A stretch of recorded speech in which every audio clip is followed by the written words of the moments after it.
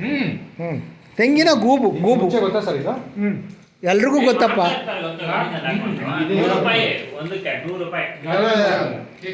ಹೆಂಗೆ ಟೇಸ್ಟ್ ಹೆಂಗಿದೆ? ಇನ್ನೊಂದು ಹೊಡೀರಿ. ಹಾಂ ಹೊಡೀರಿ ಸರ್. ವಿಡಿಯೋ ಆಗ್ತಾ ಇದೆ.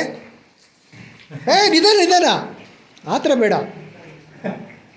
ಅದೇ ನೆಕ್ಸ್ಟ್ ಫುಲ್ ನನಗೆ. ಹಾಂ ನಿಮಗೆ ತಂದು ಕೊಟ್ಬಿಡ್ತೀನಿ ಸಪ್ರೇಟಾಗಿ. ನಾನು ಬೇಕಾದರೆ ಪ್ರೋಟೀನ್ ಎಷ್ಟಿದೆ ಅದರಲ್ಲಿ? ಹೈ ಪ್ರೋಟೀನ್, ಲೈಕ್ ಗಿಣ್ಣು ಇದ್ದ ಹಾಗೆ. ಎಸ್ ನೋಡಿ ತೆಂಗಿನ ಇದ್ರದ್ದು ತೆಗಿತೇವೆ. ಇದ್ರದ್ದು ಈಚಲದ್ದು ನೋಡಿ ಗೂಬ್ ಓಪನ್ ಮಾಡ್ತಾ ಇರೋದು ರೇಣುಕಾ ಪ್ರಸಾದ್. ಕ್ಲಾಪ್ಸ್ ಪೂಜಾ ಸರ್ ತಗೊಳ್ತಾ ಇದ್ದಾರೆ ನೋಡಿ. ಅವರು ಇವಾಗ ಯಶಸ್ವಿ ಆದರು, ತೆಗೆಯೋದಕ್ಕೆ ಯಶಸ್ವಿ ಆಗ್ತಾ ಇದ್ದಾರೆ.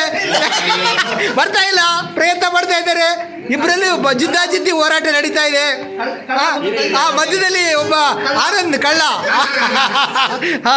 ನೋಡಿ ಈಗ ನೋಡಿ, ಇದು ತೆಂಗಿನ ಗೂಬು.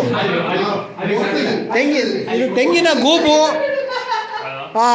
ತೆಂಗು ಏನು ಒಂದು ಏನಂತಾರೆ ಅದಕ್ಕೆ, ಒಣಗಿದ ತೆಂಗಿನಕಾಯಿ ಒಣಗಿದ ನಂತರ ಅದು ಭೂಮಿಯ ಅಥವಾ ಮಣ್ಣಿನ ಸಂಪರ್ಕಕ್ಕೆ ಬಂದಾಗ ಈ ಒಂದು ಗೂಬು ತಯಾರಾಗುತ್ತದೆ. ಇದನ್ನು ನಾವು ಮಂಜಣ್ಣ ಅವರು ನೋಡಿ, ಇದು ನನಗೂ ಸರ್ ಥ್ಯಾಂಕ್ ಯು ಸರ್, ನನ್ನನ್ನು ಗಮನಿಸಿಲ್ಲ ಅಂದ್ಕೊಂಡು.